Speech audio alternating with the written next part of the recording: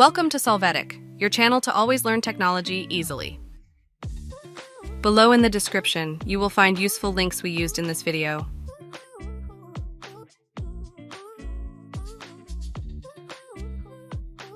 Today in Solvetic, we will see how to forward calls to another phone Android. We start by entering the settings of our phone. After that, we will use the search option to more easily find the options similar to call forwarding.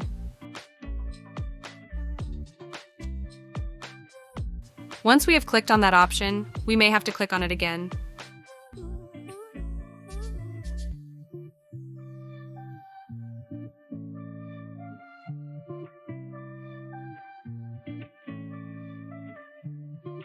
Now we choose where to configure this forwarding, in this case on voice calls.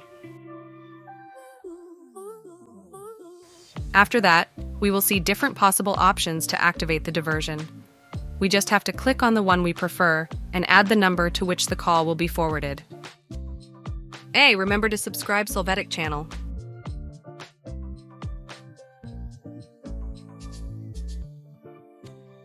We hope it has been helpful for you. Here are links to watch more videos of your interest and subscribe to the Solvetic channel. Thank you.